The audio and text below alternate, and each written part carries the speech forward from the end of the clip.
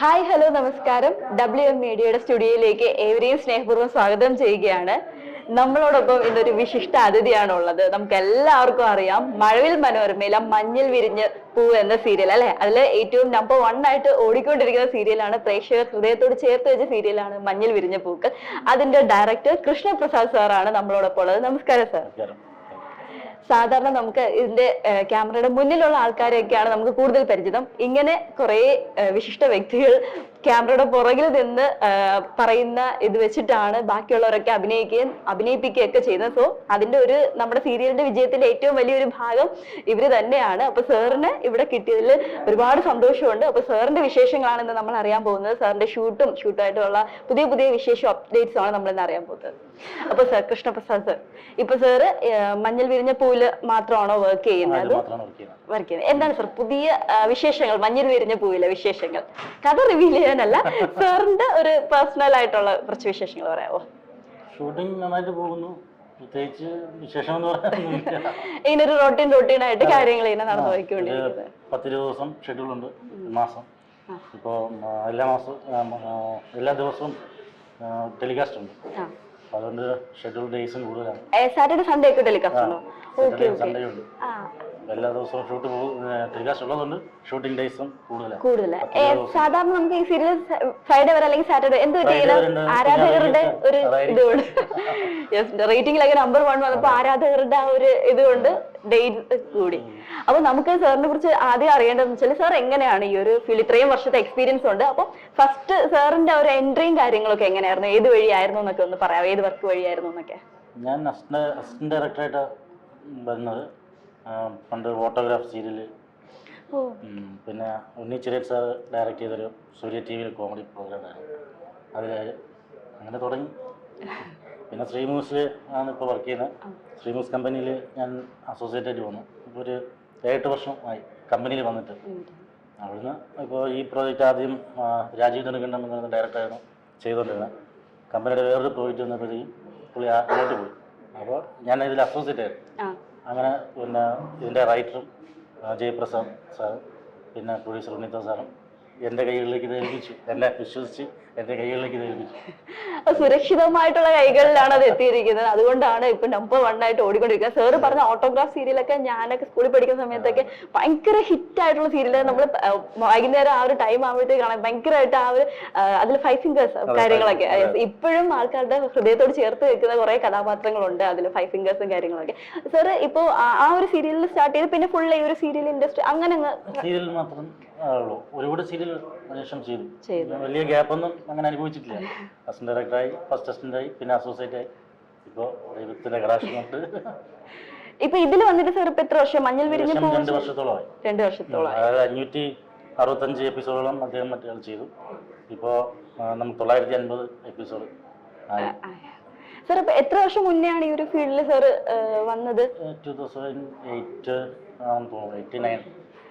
അപ്പൊ അങ്ങനെ അവര് പണ്ടേ ഒരു ആഗ്രഹമായിരുന്നു ഇങ്ങനെ ഒരു ഡയറക്ഷൻ? തുടക്കകാലങ്ങളിൽ അഭിനയമായിരുന്നു.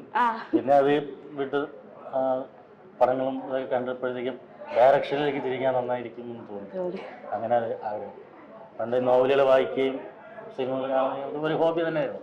പഠിക്കുന്ന സമയങ്ങളിൽ കൂടുതലും പുസ്തകങ്ങളിൽ നിന്നൊക്കെ കൂടുതൽ നോവലുകളാണ് ഒളിച്ചൊക്കെ നോക്കി വായിച്ചോണ്ട് അതിൽ നിന്നുള്ളൊരു പ്രചോദനം ഇങ്ങനെയൊക്കെ അപ്പൊ തന്നെ സാറിന് ഇങ്ങനെ മൈൻഡിലുണ്ടായിരുന്നു ഇന്ന സീനൊക്കെ ഇങ്ങനെ ആ ഒരു ഇഷ്ടം ഉണ്ടായിരുന്നു, നല്ലൊരു പാഷൻ. നോവലൊക്കെ വായിക്കുമ്പോൾ മനസ്സിലൊരു വിഷ്വൽസ് നമ്മളെ മനസ്സിലൂടെ ഇങ്ങനെ ഓടുമല്ലോ. അപ്പൊ അത് നമ്മളാണ് അത് ക്രിയേറ്റ് ചെയ്ത് എങ്ങനെ ഇരിക്കും എന്നൊക്കെ ഇങ്ങനെ ചിന്തിക്കും. പിന്നെ എനിക്ക് സാറിന്റെ ഏറ്റവും വലിയൊരു പോസിറ്റീവായിട്ട് പറയണ വെച്ചാൽ, ഞാൻ സീരിയലൊക്കെ വയ്ക്കുമ്പോൾ പല ഡയറക്ടേഴ്സും പല സന്ദർഭങ്ങളിലും അവർക്ക് കുറച്ചിത്തിരി റൈസ് ചെയ്ത സൗണ്ടൊക്കെ പറയേണ്ടി വരും. അല്ലോ ഒരു ഡയറക്ടറെ കാണുമ്പോൾ പുള്ളി കുറച്ചൊരു ഇതായിട്ടിരിക്കും, എന്തോ നമുക്ക് കാണുമ്പോൾ പേടി വരും. പക്ഷെ സാറിനെ സംബന്ധിച്ച് പുള്ളി ഡയറക്ടറാണ്, ഒരു സാർ ഒരിടത്ത് ഒതുങ്ങിയിരുന്ന സാർ കാര്യങ്ങളൊക്കെ ഇങ്ങനെ വളരെ വളരെ സമാധാനപരമായിട്ട് കൈകാര്യം ചെയ്യുന്ന ഒരു ഡയറക്ടറാണ്. പ്രത്യേകിച്ച് ഇത്രയും സ്ട്രെസ്സും കാര്യങ്ങളുള്ള ഒരു ഫീൽഡിൽ സാർ എങ്ങനെയാണ് ഇത് മെയിൻറ്റെയിൻ ചെയ്യണം? പലപ്പോഴും ആഗ്രഹിച്ചിട്ടുള്ള ചോദ്യം കേട്ടോ, ചോദിക്കണമെന്ന്. മാക്സിമം നമ്മൾ എല്ലാവരെയും സ്നേഹത്തോടെ കൂടെ നിർത്തുക എന്നുള്ളതാണ്. ചിലപ്പോൾ നമ്മൾ വയലന്റ് ആവും, അത് നമ്മൾ കൂടുതൽ സ്വാതന്ത്ര്യം കൊടുത്ത് അവർ അത് മിസ്യൂസ് ചെയ്യുമ്പോൾ മാത്രം. അത് വളരെ അപൂർവമായിട്ട് എൻ്റെ കൂടെ നിൽക്കുന്ന എല്ലാവരും നല്ല ഫ്രണ്ട്ലി ആയിട്ട് അപ്പോൾ ആരെയും മുഖം നോക്കി കറുപ്പിക്കേണ്ട ഒരു അവസരം അവരും തന്നിട്ടില്ല, നമുക്കും അങ്ങനെ ചെയ്യേണ്ടി വന്നിട്ടില്ല. എല്ലാവരും ഒത്തൊരുമയോടെ അങ്ങനെ പോകുന്നു. പിന്നെ ഈ സീരിയൽ ഇൻഡസ്ട്രിയിൽ ഞാൻ ഒരു 90% ഡയറക്ടേഴ്സിൻ്റെ കൂടെ മസ്റ്റിലായിട്ട് വർക്ക് ചെയ്തിട്ടുണ്ട്. അപ്പോൾ എല്ലാവരുടെ സ്വഭാവവും എനിക്ക് അറിഞ്ഞിട്ടുള്ളതാണ്. അപ്പോൾ എനിക്ക് എൻ്റെതായിട്ടുള്ളൊരു പക്ഷെ ഒരു കണക്കിന് നോക്കുമ്പോൾ സാറിന്റെ ഇപ്പൊ ഓപ്പോസിറ്റ് നിൽക്കുന്ന ആ ഒരു ആക്ടറിന് എന്തെങ്കിലുമൊക്കെ ബുദ്ധിമുട്ടുണ്ടെങ്കിൽ അവർക്ക് എക്സ്പ്രസ് സാർ ഇന്നതാണ് അത് സമാധാനമായിട്ട് പറയുമ്പോഴത്തേക്ക് ഇപ്പൊ പേഴ്സണലി നമ്മളാണെങ്കിൽ പോലും സാറ് കൂളായിട്ട് ഇരിപ്പുണ്ട്, നമുക്കൊരു ധൈര്യമാണ് സാറിന്റെ ഒരു ഭാഗം. സാർ ഭയങ്കര കൂളാണ്. അത് സെറ്റിൽ വന്ന് സാറ് ഡയറക്ഷൻ ചെയ്യുന്നത് കണ്ടാൽ മാത്രമേ മനസ്സിലാവും. പുള്ളിയെ കാണുമ്പോൾ തന്നെ അറിയാലോ ഭയങ്കര പഞ്ചപാവമാണ് ഇരിക്കുന്ന അദ്ദേഹത്തിന്റെ ആ ഒരു സത്യം ചുമ്മാ ഇരുന്ന് നമുക്ക് പുള്ളിയാണോ ഇത്ര ഇതായിട്ട് ചെയ്ത് ആ ഒരു അത്ഭുതം തോന്നും. അത്രയ്ക്ക് നല്ലൊരു ഡൗൺ ടു എർത്ത് മാൻ ആണ് അദ്ദേഹം. സാറിന് ഇപ്പൊ നിലവിൽ ഈ ഒരു പ്രോജക്റ്റിൽ മാത്രമാണ് വർക്ക് ചെയ്യുന്നത്. ഓക്കെ, ഉടനെ പുതിയ പ്രോജക്ട്സ് എല്ലാം ഞങ്ങൾക്ക് സമ്മാനിക്കാനുള്ള എന്തെങ്കിലും ഐഡിയ ഇത് തീർന്നിട്ട് അടുത്തൊരു പ്രോജക്റ്റ് കിട്ടും എന്ന് പ്രതീക്ഷിക്കും. സാർ ഇങ്ങനെ കൂടുതലും വൺ ടൈം വൺ പ്രോജക്റ്റിൽ കോൺസെൻട്രേറ്റ് ചെയ്യാം അങ്ങനെയാണ്. ഷെഡ്യൂൾ ഇത്രയും ദിവസം പോകുന്നുണ്ട്, ബാക്കിയൊരു ദിവസം അടുത്ത് വൺലൈൻ വരും, പിന്നെ അതിന്റെ ചാർട്ടിങ്, അതിന്റെ ഡിസ്കഷൻ, പിന്നെ നമ്മൾ വേറൊരു പ്രോജക്റ്റിലേക്ക് പോകാനുള്ള സമയം കിട്ടില്ല. ഇപ്പൊ സാറ് പറഞ്ഞു ഇപ്പൊ സൺഡേയും ഉണ്ടായതുകൊണ്ട് ഭയങ്കരമായിട്ട് ഷൂട്ടിന്റെ ഷെഡ്യൂൾ ഭയങ്കര ബുദ്ധിമുട്ട്. അപ്പം പേഴ്സണൽ ലൈഫിൽ ഇപ്പൊ ഫാമിലി ഒക്കെ ആയിട്ട് കുറച്ച് ടൈം സ്പെൻഡ് ചെയ്യാൻ കുറച്ച് സാർ എവിടെ ബേസിക്കലി ഇവിടെയാണോ? ട്രിവാൻഡ്രത്തിൽ ഫാമിലി എല്ലാരും ഇവിടെ തന്നെയാണ്. അപ്പൊ ഷൂട്ട് വീട് ഷൂട്ടായിട്ട് നടക്കുകയാണ്. അപ്പൊ ഇതുപോലുള്ള ഡയറക്ടേഴ്സിന്റെ കഠിന പ്രയത്നം കൊണ്ടാണ് നമ്മൾ വീട്ടിലിരുന്നിട്ട് സീരിയലുകൾ ഇങ്ങനെ കാണുന്നതും ആസ്വദിക്കുന്നതും ഒക്കെ. അപ്പൊ ഒരുപാട് ഫാൻസ് ഉണ്ടെന്ന് അറിയാം. മഞ്ഞൾ വിരിഞ്ഞ പൂവിന് ആ ഒരു ക്രൂവിനും ഒക്കെ ഒരുപാട് ഇത് ഉണ്ടെന്ന് അറിയാം. സാറിന് എങ്ങനെയാ റൈറ്റിംഗിലൊക്കെ താല്പര്യമുണ്ടോ? അതോ ഡയറക്ഷനിൽ മാത്രമോ? ഇതിനു മുമ്പ് കൂടുതൽ കുറെ എഴുതിയിട്ടുണ്ട്, അതാണ് പ്രസിദ്ധീകരിച്ചിട്ടില്ല. നമ്മൾ എഴുതും, നോക്കും, വായിക്കും, മടക്കി വെക്കും. പിന്നെ പണ്ട് വർഷങ്ങൾക്ക് മുമ്പ് ഒരു ഷോർട്ട് ഫിലിം എഴുതി അത് നമ്മൾ ഷൂട്ട് ചെയ്തിട്ടുണ്ട്. ഞാനും എൻ്റെ ഒരു സുഹൃത്ത് കിച്ചു എന്ന് പറയുന്നത് അവൻ ഡയറക്ടറാണ്. ഇപ്പോൾ ഒരു മനോരമ തന്നെ പുതിയൊരു പ്രോഗ്രാം ചെയ്യുന്നുണ്ട്. അപ്പൊ സാറിന് ഈ ഒരു എഴുതുന്ന ഒരു മേഖലയിൽ കൂടെ കൈവയ്ക്കണമെന്ന് ഇതുകൊണ്ട് തൃപ്തനാണല്ലേ? ഡയറക്ഷനിൽ തൃപ്തനാണ്. നമ്മളെ റൈറ്ററും ചെറുന്നൂർ ജയപ്രസാദും നല്ലൊരു റൈറ്ററാണ്, നമ്മൾക്ക് നല്ല സപ്പോർട്ടാണ് എനിക്ക്. അപ്പൊ ഇവിടെ കൂടുതലും ലൈഫിന്റെ ഒരു നല്ലൊരു പാർട്ട് സെറ്റിലും കാര്യങ്ങളായിട്ടാണ് ജീവിതം ഇതിലേക്ക് കാര്യം വെച്ചാൽ നമ്മളിപ്പോ വീട്ടിലിരുന്ന് സീരിയൽ കണ്ടിട്ട് അവരുടെ അഭിനയം അടിപൊളിയാണ്, പക്ഷെ അതിന്റെ പുറകിലോ ഇപ്പൊ ഫസ്റ്റ് ടേക്ക് എടുത്തിട്ട് ഓക്കെ ആവത്തില്ല. അവരെ കൊണ്ട് ആ ഒരു സീരിയലിന് ആ ഒരു ക്യാരക്ടറിന് വേണ്ടുന്ന എക്സ്പ്രഷൻസും കാര്യങ്ങളും ഒക്കെ ചെയ്തു കൊടുക്കുന്ന അല്ലെങ്കിൽ പറഞ്ഞു കൊടുത്ത് അവരെ കൊണ്ട് ചെയ്യിപ്പിക്കുന്ന ഒരു വ്യക്തിയാണ്. സോ അവരുടെ അഭിനയത്തിന്റെ പകുതി മുക്കാൽ ക്രെഡിറ്റും പോകുന്ന ഒരു ആള് തന്നെയാണ് സാറും സാറിനെ പോലെ ഡയറക്ട് ചെയ്യുന്ന ഒരുപാട് പേര്, ഈ ക്യാമറയുടെ പിന്നിൽ പ്രവർത്തിക്കുന്ന ഒരുപാട് പേര് അതിനോട്. ഇപ്പൊ നമ്മുടെ ക്യാമറാമാൻ ഹരിച്ചേട്ടനോട് ഉണ്ടായിരുന്നു, പുള്ളിയെടുത്ത് ഇന്റർവ്യൂവിന് വരാൻ പറഞ്ഞിട്ട് പുള്ളി വന്നില്ല. അപ്പൊ അവരൊക്കെ പ്രതിനിധീകരിച്ച് സാറാണ് നമ്മളോട് ഇപ്പൊ സംസാരിച്ചോണ്ടിരിക്കുന്നത്. അപ്പൊ സാറിന് ഇപ്പൊ നമ്മളോട് ഇപ്പൊ നമ്മുടെ ഈ ഒരു മീഡിയ പ്രേക്ഷകരോട് സാറിന് എന്തെങ്കിലുമൊക്കെ ഒന്ന് പറയാനായിട്ട്?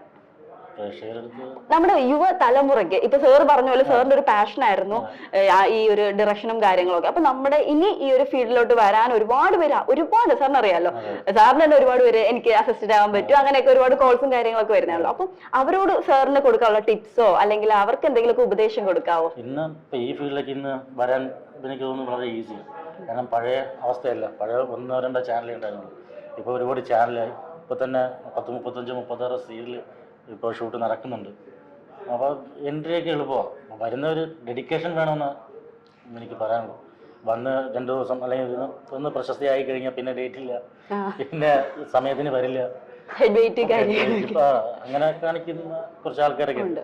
അതല്ലാതെ എന്നാൽ കുറച്ച് സീനിയർ ആൾക്കാരുണ്ട്, നമ്മൾ പറയുന്ന സമയത്തിന് സെറ്റിലെത്തി പിന്നെ നമുക്കൊരു ശല്യമാകാതെ കറക്റ്റായി മേക്കപ്പ് ചെയ്ത് വരികയും ഡ്രസ് ചെയ്ത് വരികയൊക്കെ ചെയ്യുന്ന ആൾക്കാരുണ്ട്. അപ്പോൾ നമ്മൾ പല ഇൻഡസ്ട്രിയിൽ ഇപ്പോൾ മോഹൻലാലിനെ പറ്റിയൊക്കെ പറയുന്ന മണിയമ്പള രാജേശ്വരൊക്കെ മോഹൻലാലിനെ പറ്റിയൊക്കെ പറയും, പരിഹരിച്ച് ഹോസ്പിറ്റലിൽ കിടന്നിട്ട് പോയി ഫൈറ്റ് സീൻ ചെയ്ത സംഭവം.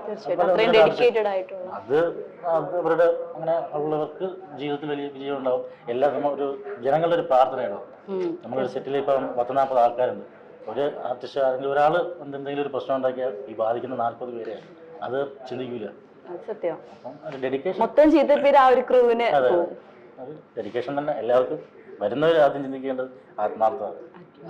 ഞാൻ ഇതിലെന്തെങ്കിലുമൊക്കെ ആയിത്തീരുന്നിട്ട് അത് മുന്നോട്ട് കൊണ്ടുപോകാൻ അതെ, നമുക്ക് കയറി പറ്റാൻ എളുപ്പമാണ്, പക്ഷെ അത് നിലനിന്ന് പോകാനാണ് പാട്. അപ്പൊ നമ്മൾ ഫുൾ ടൈം അതിന് വേണ്ടി ഡെഡിക്കേറ്റ്. ഇപ്പൊ സാറ് പറഞ്ഞ പോലെ സാറിന് ഇതൊരു ടൈറ്റ് ഷെഡ്യൂൾ ആണ്. ഇപ്പൊ ഈ സൺഡേ കൂടെ വന്നതുകൊണ്ട് അവർക്ക് ഷൂട്ടും കാര്യങ്ങളും അത്രയും ബാക്ക് ടു ബാക്ക് ആയിട്ട് എടുക്കണം. അപ്പൊ സാറിനാണെങ്കിലും ഇപ്പൊ വീടും ഫാമിലിയും ഒക്കെ മിസ് ചെയ്യുന്നുണ്ട്. അതിനിടയ്ക്കും അദ്ദേഹം രണ്ടും ഒരുപോലെ കൊണ്ടുപോവുക എന്ന് പറയുന്നതാണ് ഏറ്റവും വലിയൊരു കാര്യം.